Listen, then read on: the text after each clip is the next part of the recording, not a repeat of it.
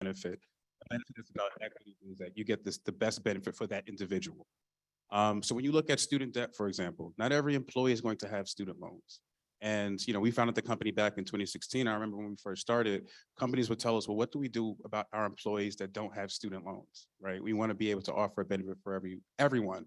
And what we're seeing now with, 5 generations in the workforce, one of the most diverse workforces that we've had, is that a benefit that's a one size fits all becomes a one size fits none.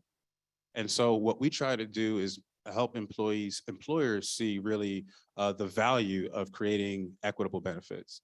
When you look at student debt, for example, not only is student debt something that helps that everyone struggles with, it's not just millennials and Gen Z. Baby boomers actually have the second highest amount of debt of any demographic. It's something that disproportionately impacts women. So nearly 2/3 of the $1.74 trillion of student debt is owed to women. And in addition to looking at how we solve the racial wealth gap, companies are looking at how do we solve the gender wealth gap, especially when you look at healthcare institutions and educational systems where the employment tend to skew more female than male. When you look at the wealth gap between white and Black households, it's actually 12x. The Brookings Institute ran a study that showed when you remove student debt from the equation, it reduces the wealth gap from 12x to 5x. Wait, hold on. You want me to run that back? Play that back. Yep. So the wealth gap between white and Black households between the ages of 25 and 40 is 12x. When you remove student debt from the equation, that wealth gap reduces from 12x to 5x. Who's in this room in that space? Raise your hand. Right? So more than a third, a little bit of a third of the folks here?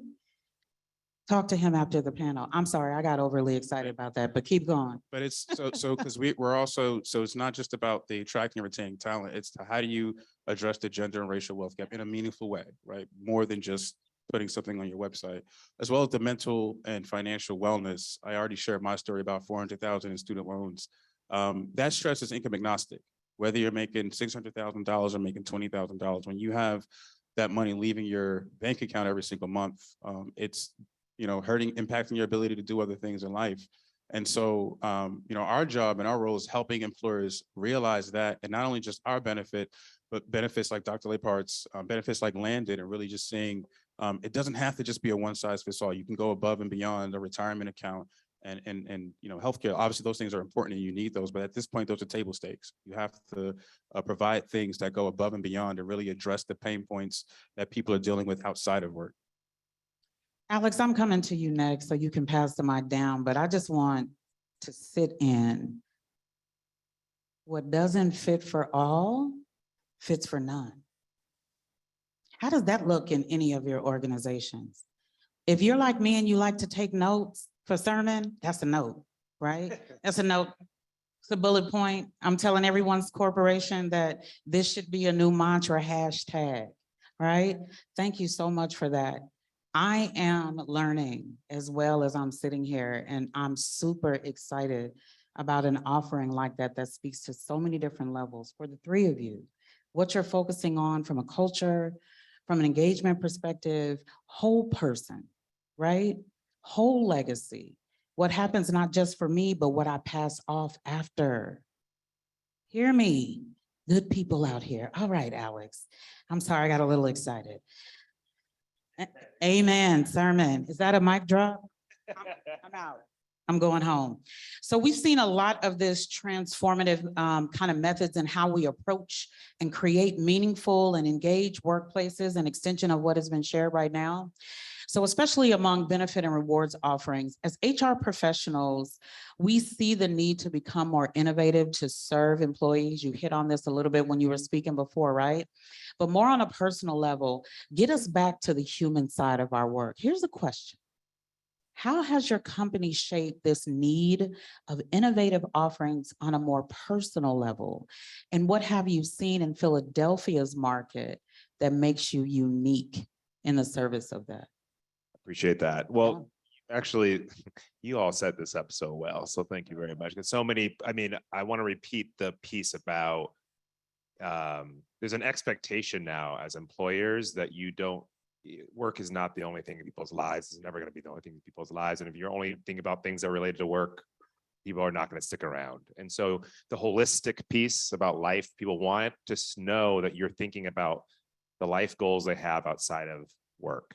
And what we found is how important an idea is for people. An idea for us was an idea of being able to own your home and control your destiny, have financial security, and the freedom that provides you. That is an idea that everybody can connect to.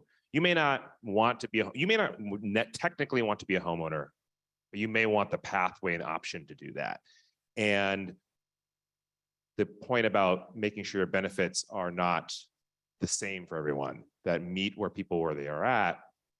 When we talked about navigating people to home ownership, we found that the most important thing was connecting that to financial wellness, connecting that to the steps years before you're actually trying to get connected with a broker, a real estate agent or a lender. That's the end of the line. The beginning of the line is what does it even mean to be a homeowner? What do I have to prepare for that? What does my credit look like? What is savings going to look like on my end, et cetera, et cetera.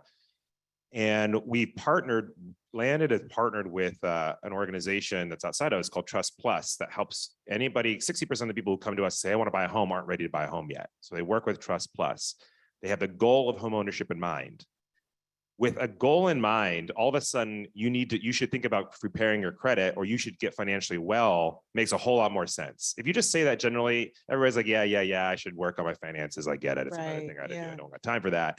But if you do it in this time frame, you can shrink the time from being a homeowner from years to months. People are on it. And I think that is crucial. And so when you look at specific markets like Philadelphia, like a lot of American cities, the reality is that the way that people skip all that, if you can skip it, is getting money from bank of mom and dad. But there is only certain groups of people in this country who are allowed to build wealth over time and have a bank of mom and dad in the first place. So in places like Philadelphia, Washington, D.C., Atlanta, all places where we actually haven't launched in Philadelphia yet. So we're doing that soon, but D.C., Atlanta are places where we operate.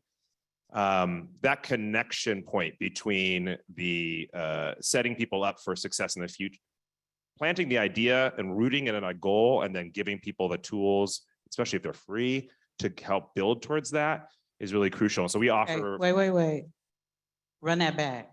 Say that again. I don't even know what I just said. Free 99. You said free. Oh, free 99. Yeah, I mean, it's for us in our business model, we say, hey, it makes sense to pay for the support on the front end, because as an employer, you want to be able to meet every employee where you're at. You don't want to just have an employee benefit that says, hey, I offer housing support, but it's only the people who are able to buy a house today. That's going to make you look pretty bad. I've heard that before, right? That's not going to make you look good. You want to be able to say, hey, if you think about, you want to buy a home, it doesn't matter where you are in that track, come here, and they're going to set you on a pathway to that. And so we partner with a nonprofit that takes care of people who have a long ways out from the transaction, because our job is to get people to transact. But we want to help people further along. And then for you as an employer partner, it's a lot easier to make that message to say, hey, home ownership, period, no matter where you are, go to this group, rather than it's only for a specific group. Yeah, let's talk about that for just a second. When people think of wellness, they're planning their retirement savings, their 401k, PSLF, right? Our medical wellness, but not having a roof over your head and having autonomy to live, paint, wake up when you want to, cut your grass when you want to. Wellness, how you care for your family, self-care, when you're walking into your home every night. It's a whole thing. I want to stop so that we can be intentional, and then ask questions about how some of your organizations, if you're not in HR, right, how might you partner? I just want to call that out when I think about Philadelphia's context and what we're going through right now. So much. And doctor, we say, financial wellness, medical wellness, they're tied, right? Like stress. Absolutely. Indeed. Thank you for that. So I want to add just a little bit about this competitiveness being this hot trend, right? So in almost everyday industries, it's vital to have innovative practices. We're talking about technology, this digital world space, right? What's helping you outpace competitors in the market? And what are your plans to elevate the position in the market? I'm going to start with Emeka and then Alex, I'm going to pop back to you. Yeah, so the way I always look at it is, companies don't buy products, people buy products. Indeed. And I think what helps us sort of set ourselves apart from our competitors and continue to just grow business is us. It's our employer, our employees, it's our story. Our story is unique. My story is unique. And I think it resonates with a lot of our employer partners that we work with. And it's also our employer partners. It's working with, the CHOPs of the world, the Penn Medicines, the UPenns, and really listening to them and building products that support them and listening to their employees, our end users. So I'll give you a case in point. When we first launched, we had one product. It was student loan repayment assistance, where employers could make a matching contribution to their employees' student loans. And then we were working with a nonprofit institution and they said, well, my employees qualify for public service loan forgiveness, but they're getting rejected left and right. It's a 99% failure rate with their program. What if Hold on. Okay, I wasn't expecting these answers. These were not in the briefs, right? Student loan forgiveness, rejection, impact to wellness. Keep going. So it's a 99% failure rate with that program. For those who aren't familiar with it, it's a program that allows nonprofit employees, so those who work at the CHOPs, the Penn Medicines, the Mastery Charter Schools, to get their loans forgiven tax-free after 10 years. It was instituted during the Bush administration in 2007 for the sole purpose of attracting and retaining talent. Like that was what it was designed for. Unfortunately, it has a 99% failure rate. So it's lost its luster. So we had an employer who said, can you help my employees with this? And we built a product. The best way to describe it is TurboTax for student loans, where we can help people get to the finish line and we pair it with coaching to help them get forgiveness. So in the last 9 months, we've helped employees at these institutions get over $4 million of loan forgiveness. But we didn't stop there, right? We had, we'll talk. We had another employer say, well, I do tuition reimbursement. It's manual. We do it in-house. Can you guys do that for us? So we built that product and that platform. We launched there. And then we had employees, one of our member partners say, you did such a good job with me. Can you help my children? So we launched a college financial planning tool. So it's really— What now? Yes.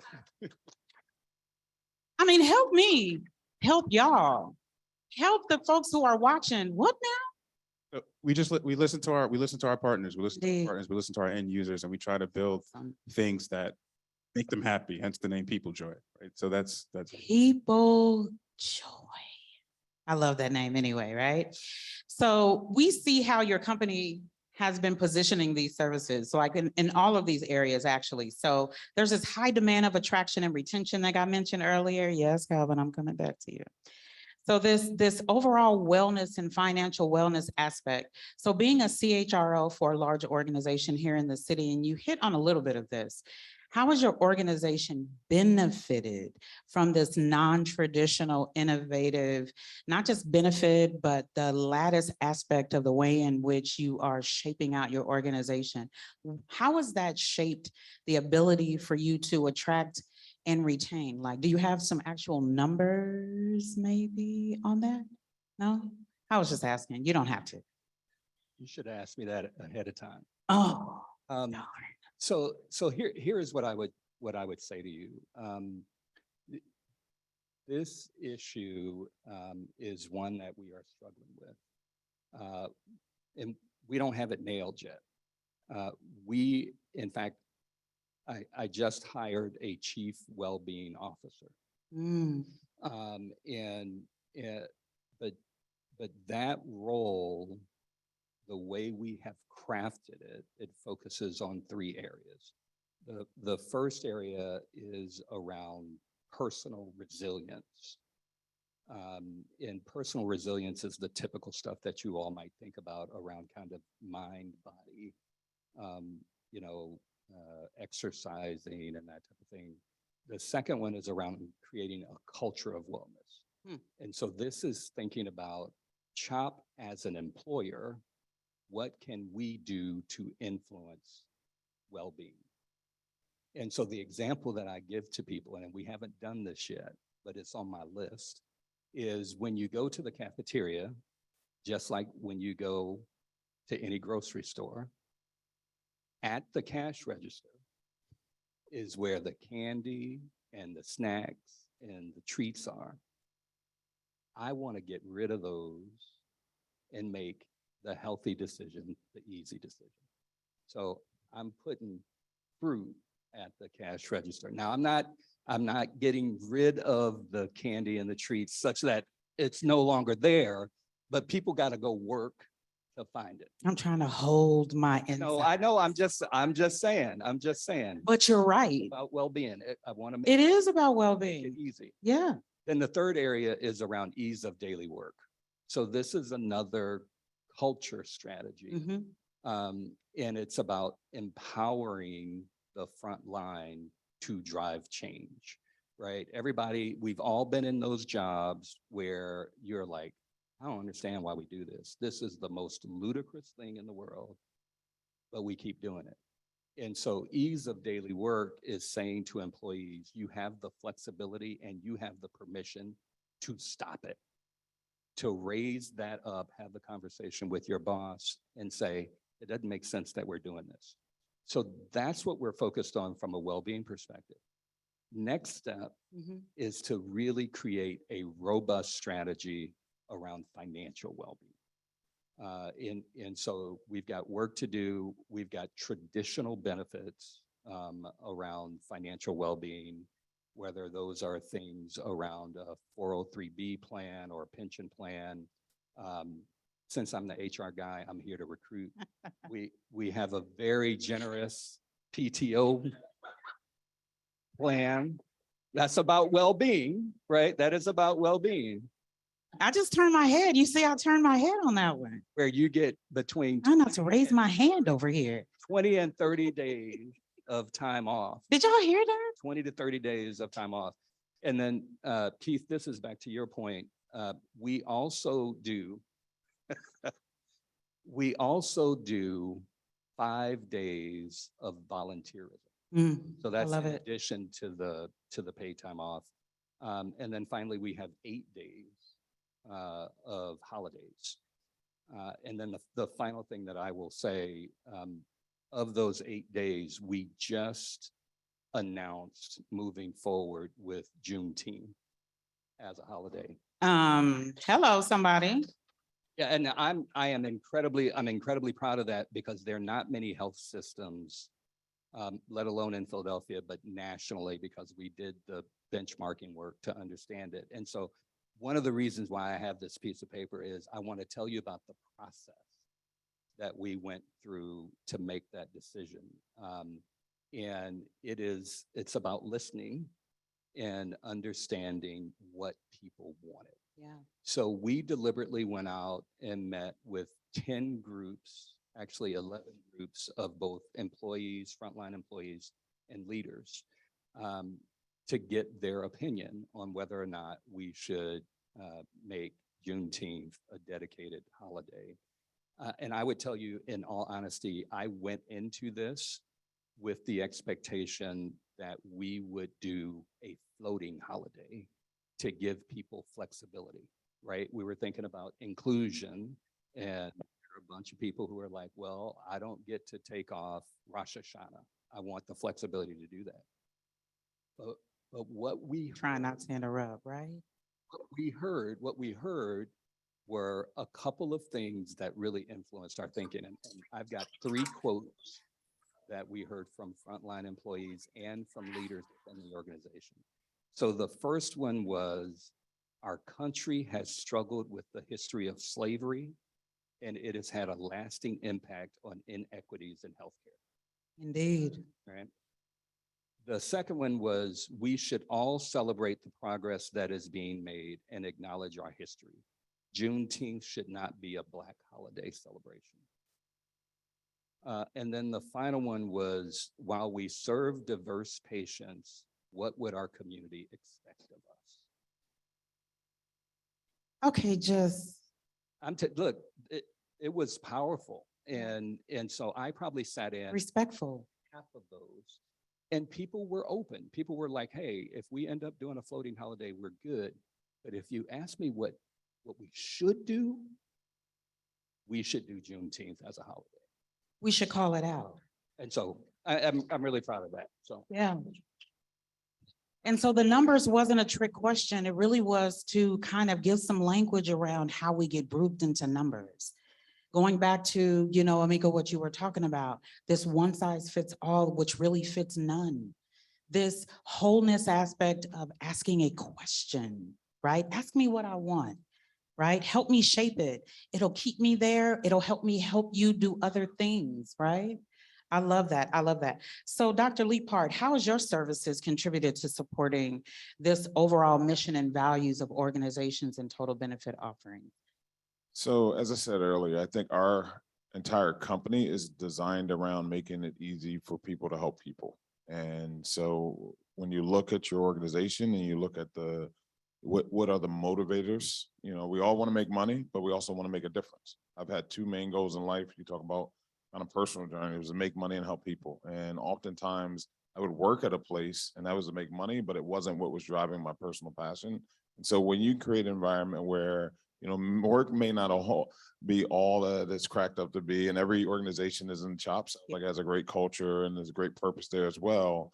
And so what we try to do is align the internal purpose and drive with the cultural purpose and give them the platform to do that. So whether that's the volunteering, being able to track that, seeing the impact, not just what I'm doing individually, but the collective impact of our colleagues, seeing synergies around where we want to give and who we want to impact, and most importantly, giving the employee's voice and the direction of corporate philanthropy. I think that's a big shift and an important part of the culture. So, Alex, I'm coming back to your landed. So your organization has a unique offering that, in my opinion, is both challenging and changing the way in which Philadelphia can support the workforce. So this statement, I fell in love with it. If we want stronger schools and safer neighborhoods, we need to support those who make it possible. Tell us a little bit more about that unique proposition. I love it. I will. Actually, before I do though, I'm gonna put I'm also an employer hat on real quick because an idea popped in my, something I would share with you, just a very tactical, practical thing you might want to consider when you think about financial wellness for your employees. We actually started offering what we call a personal development budget. So it's an amount of money set aside, and there's a limit to it because there's a federal tax limit you need to make sure you stay under.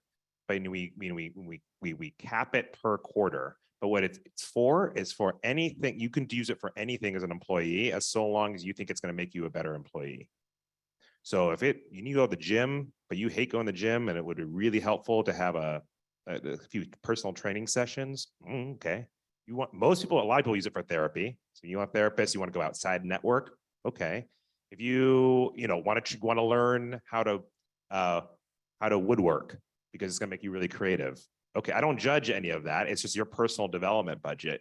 And what's interesting about that is it's just the fact that you've thought about that and it is available to people that makes a huge difference. Some people actually use it, but on a cost basis, when you look at your how much it's actually costing you, far cheaper than something you actually pay out every single time guaranteed, because not everybody uses it and it's not always consistent. But the fact that they know it's available and you're thinking about them has gone really, really far for us. So I'm gonna end it really quick for the HR professionals who are here with us.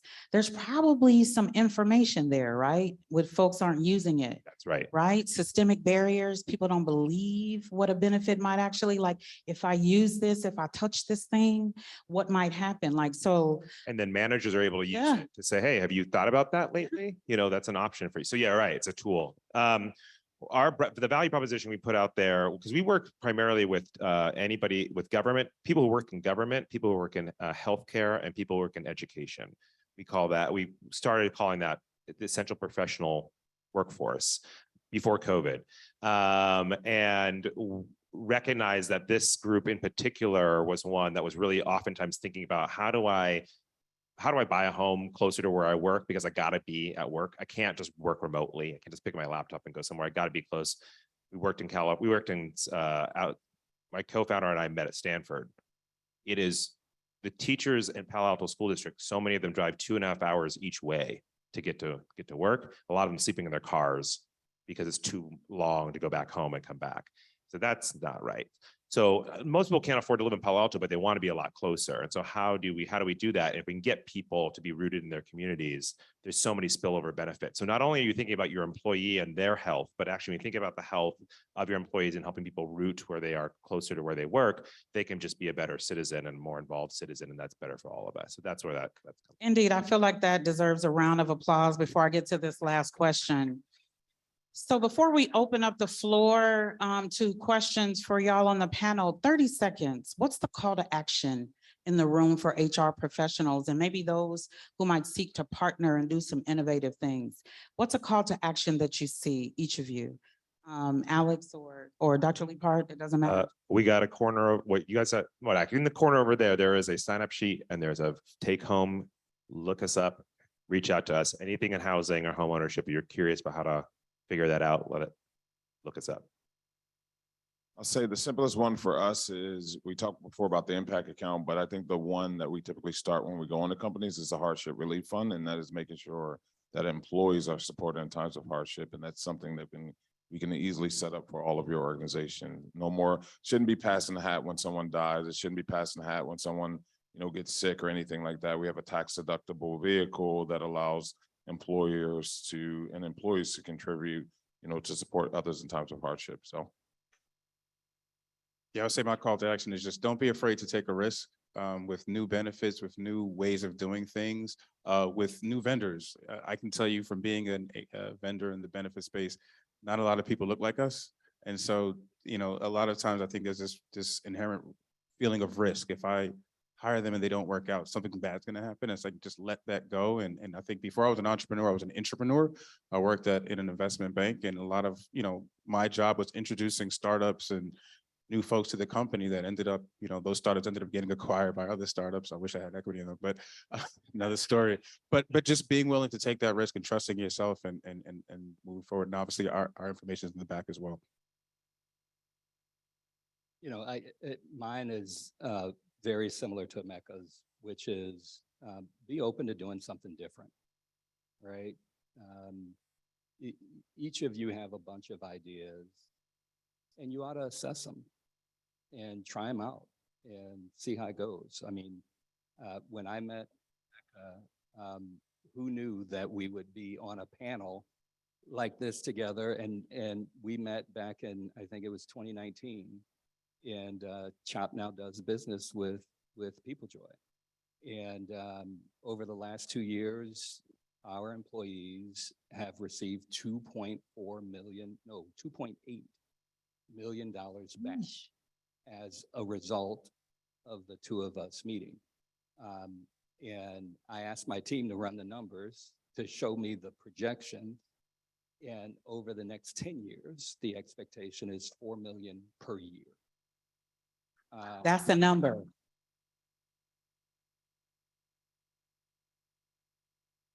And so I'm proud of the partnership that we have. And we are in the process of assessing Landon. And so we'll see how that shakes out. And then Keith, we ought to talk. So anyway, try something different, try something new, and see how it plays out. Indeed. Please, a round of applause. Thank you all so much for your thoughtful leadership around how you benefit the people of Philadelphia. A little bit of business before we go into this kind of breakout, and so you guys can mingle and meet all of our panelists. So if you have an interest in learning more about these events, we have a special sign-up sheet for more information about NAAAHR, right? Networking events like this, opportunities for you to have benefits and receive information and join in this room with people who look like you, right? Maybe not even think like you yet, but learn from, enjoy good information from, take information to, right? So join us at the back table to sign up and be able to come back in to these BBEx events, an opportunity for you to join NAAAHR, because we're here to serve, right? And we want you to be about that business of serving as well. So thank you again. Really quickly as well, PeopleJoy has a special event. Let me throw that in there. You can enroll your organization in one of these services in the next 60 days. It's a note taker time. and get our college financial planning tool free, free 99. So stop by and schedule a consultation, and please contact Adnan. I think we'll give the information in the back at adnan@peoplejoy.com or 287-209-3246. I feel like that was a commercial. Had to drop my voice down a little bit. Adnan, are you raising your hand in the back? Well, indeed, there he is in the flesh, not the number. So again, in AAAHR membership, we're back there as well. And we just want to thank Suleiman and BBEx for allowing us to be in the space in P4. All of this is community, and with community, we get better together. Thank you so much for coming out. Thank you. Oh, Mike. Thank you, thank you. So I done stole the show. I'm sorry. It's been a long week. I've traveled from Chicago. I just came back from New York from a DEI summit in New York to come here. And I want to let you know about NAAAHR. So NAAAHR is a volunteer organization. Nobody gets paid. We do it because there is a love behind DEI, human resources, and building it and changing it for tomorrow. Nobody gets paid. Well, except for one person. I'm not gonna tell you who that person is. It's not me. But what Danita has done in Philadelphia is a mirror for what our chapters are doing across the United States. Her programs, her development, and all the infrastructure that she's put into place with her and her team is dynamic. And it's mirroring that in Huntsville, Alabama, in New York City, in New England, soon to be Dallas, Texas, soon to be the whole state of Florida. We're growing. That's just NAAAHR. We're not talking about our international arm, which is Black HR Worldwide, where we have Africa, China, Europe, Canada, and the Caribbean islands. We are the oldest Black HR organization out there, and we're growing by leaps and bounds. So if you have the fortitude to join Danita and her team, or a team in New Jersey, or a team in Delaware, please reach out.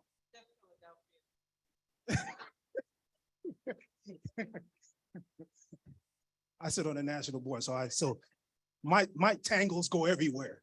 But for real, Danita and the team, great job. Her advisory board that sits, John Tui, my man.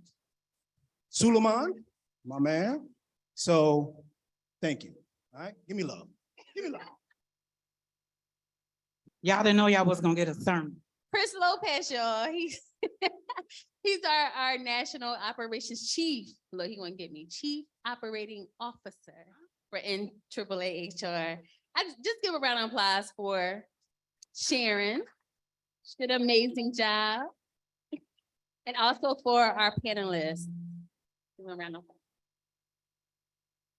Now, we didn't open enough for Q&A, so I just want to make sure, does anyone have questions, comments?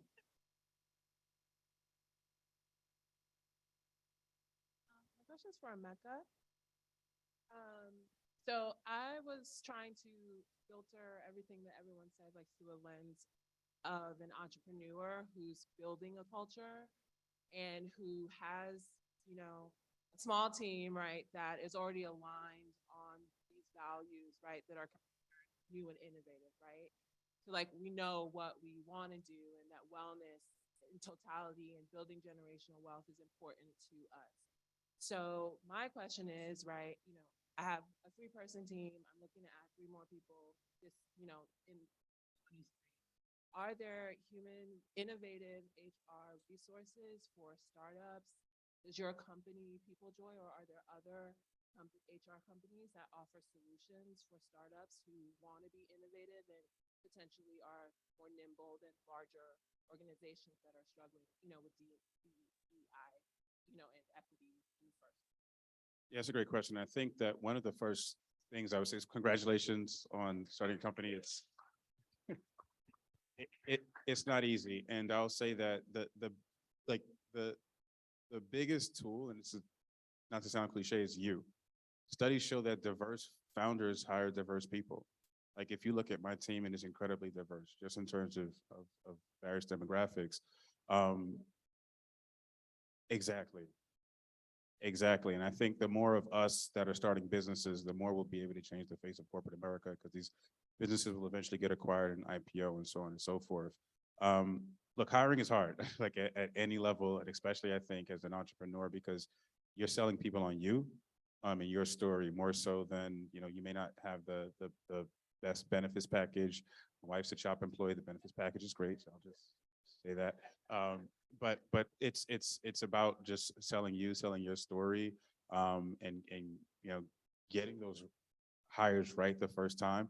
I don't necessarily know if there's tools out there. Like we recruited using Indeed. We use JustWorks as our PE. I can go into more of the technical things behind it. I think getting those first hires right is important. And if you don't get them right, being able to let them go is also important. So I don't know if I answered your question, but. I feel you on building a company, how hard it is. I think, especially early on, the other thing I'd say is for early employees, one of the best things you can open people to is your network as well, and people that are people that they should know. Because a lot of times that's all you really got are the people that are in your network, you're meeting. And so if you can give exposure to that so they can grow along with you in the company, that's what a lot of people want when they're joining a company or an organization that is that small, and that's free. I mean, it takes your time and you got to do that, but it's those kinds of things I always try to do early on. Is what's free, what has benefited me, and how can I connect them to that early on? Only thing I'll add is what Emeka said is that, especially at that size, they're buying into you as a leader in your vision. They don't have the same expectations that you're going to have the benefits package of CHOP. So you're not competing with that, but they do want to be inspired. They do want to see growth potential. They do want to see the network. They do want to see where you're going, and it really centers around you. So I think right now, the good news is just focus on what you're doing, painting the picture and the vision, and people will follow. And NAAAHR can help you with that, though. Exactly what I was gonna say.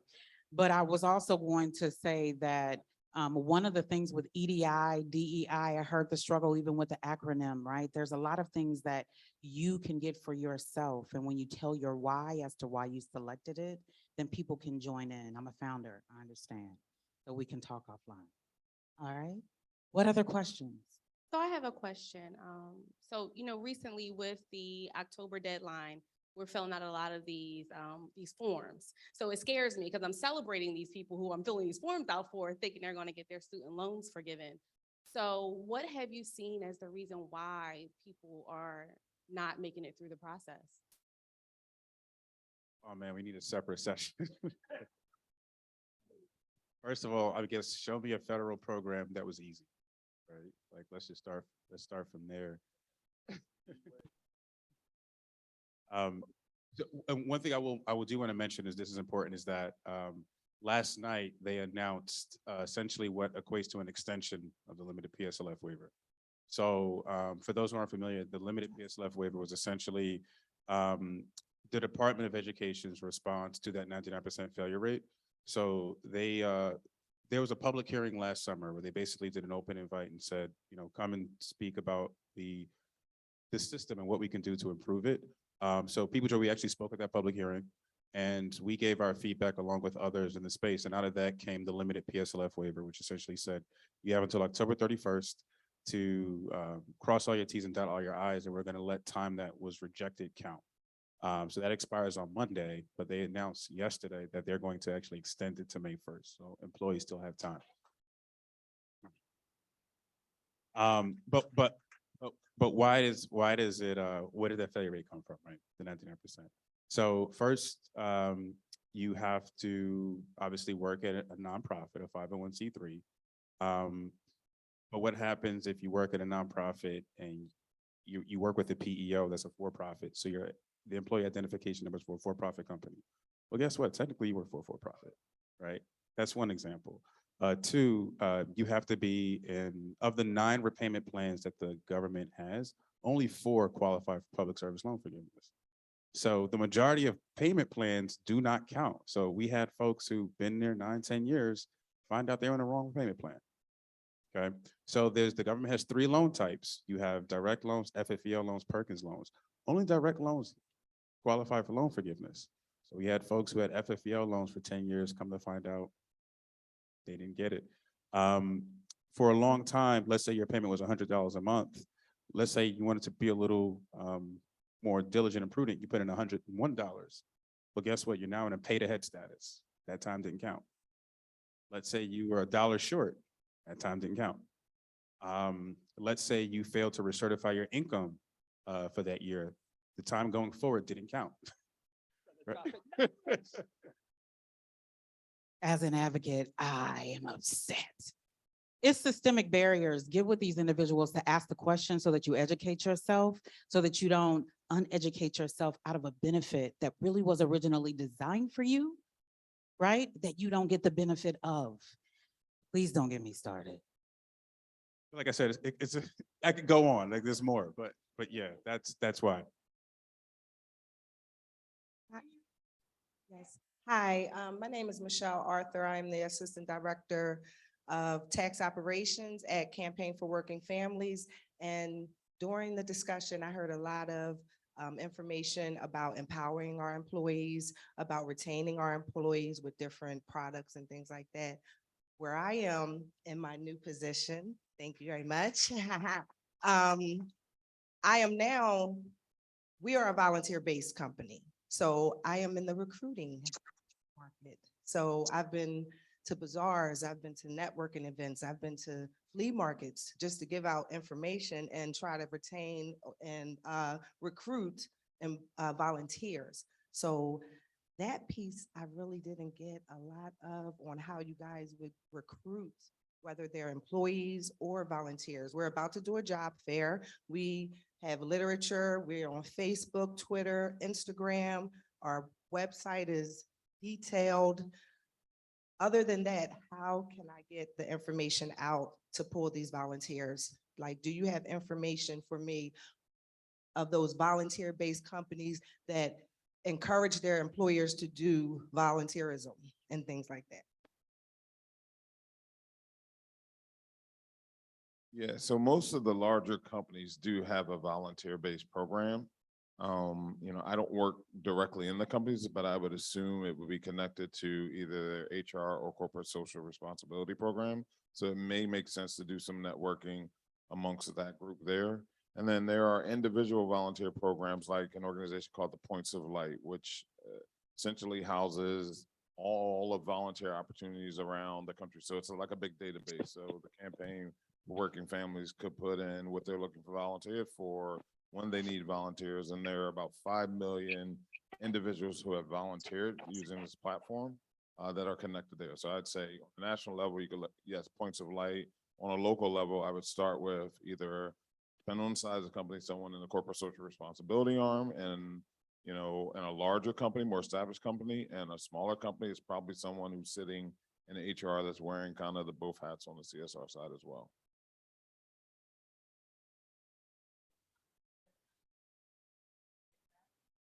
I just want to thank our panelists again. I want you guys to have some opportunities to network and hear more in a more personal setting, maybe ask your questions, but also to learn about each other. Your best resources in this room, okay? Don't forget to sign up at the back tables. Make sure in AAAHR you stop at first. No, shameless plug.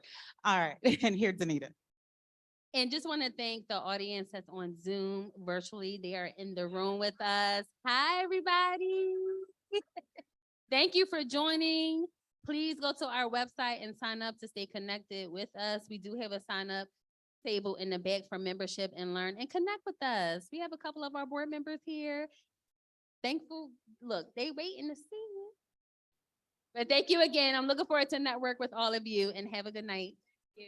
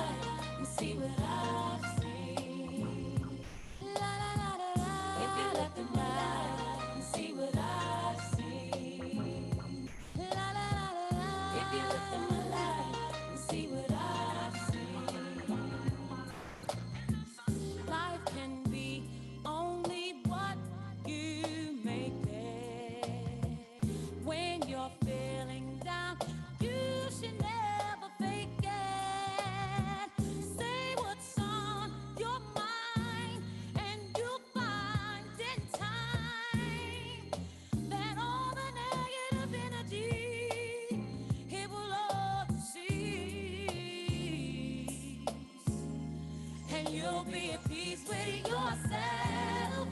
Mm, mm, mm. You won't really need no one else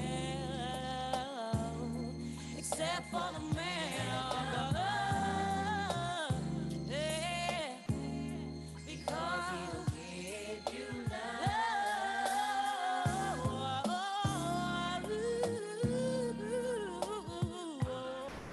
If you looked into my life, and see what I've seen. Oh, you will see I'm so. If you looked in my life, and see what I've seen. Every day, don't know what to do or to say. If you looked in my life, and see what I've seen. If you looked into my life, if you looked in my life, and see what I've seen.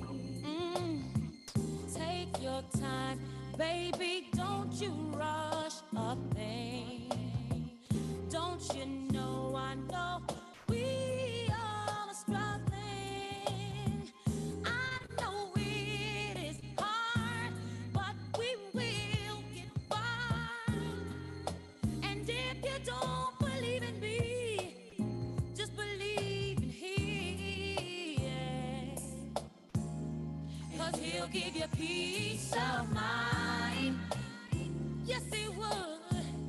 And you will see the sunshine for real. Yes, you would. And you'll get to free your mind. And things will turn out fine. Oh, I know that things will turn out fine. Yes, they would. Yes, they would.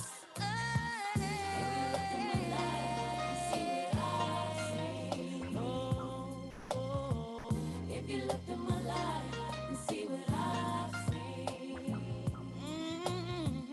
If you looked at my life